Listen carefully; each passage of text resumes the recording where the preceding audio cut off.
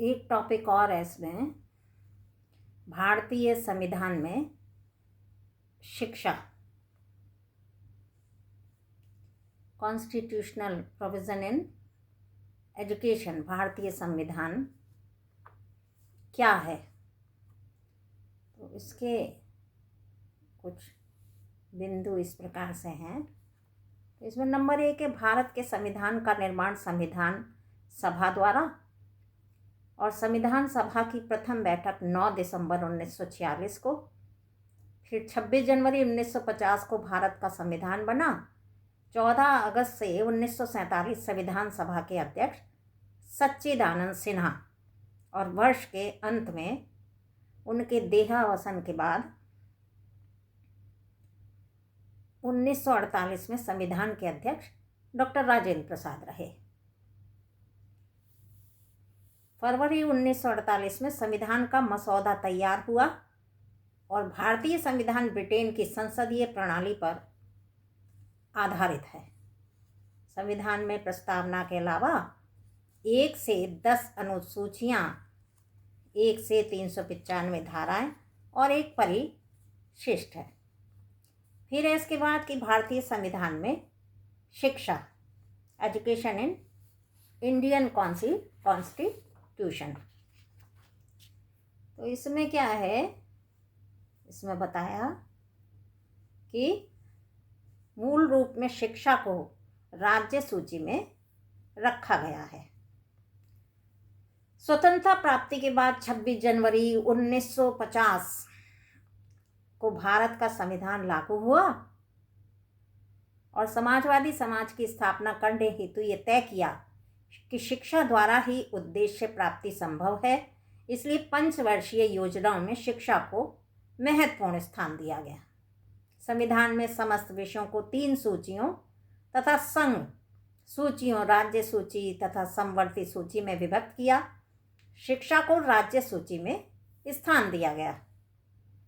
संविधान की 7वीं अनुसूची की प्रथम सूची संघ सूची के अंतर्गत उपबंध 62, 63, 64, 65 और 66 ने केंद्रीय सरकार को अनेक शैक्षिक दायित्व सौंपे, किंतु शिक्षा का एक विशेष दायित्व राज्यों को ही सौंपा गया है। इस दायित्व को निभाने में केंद्र सरकार का महत्वपूर्ण योगदान अवश्य रहता है।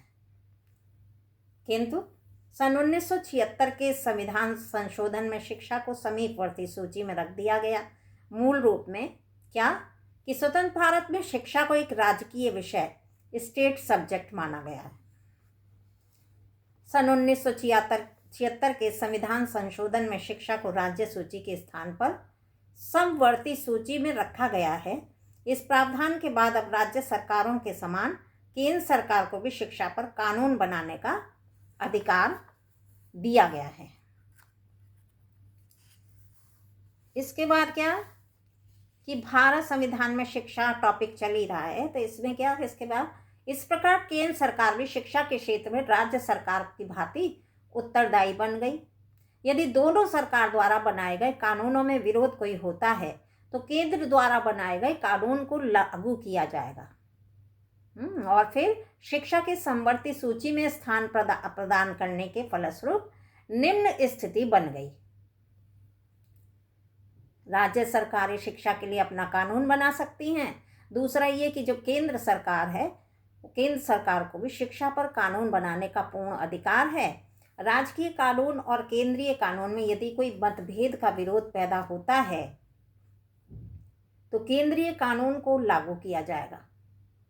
अतः सन 1976 के संविधान संशोधन में शिक्षा को समवर्ती सूची में सम्मिलित करने से केंद्र को शैक्षिक मामलों में अधिक धनराशि प्राप्त हो सकेगी, और केंद्र और राज्यों की भागीदारी से शिक्षा के लक्ष्य को प्राप्त करने में पहल से अधिक बल और सहायता मिल सकेगी।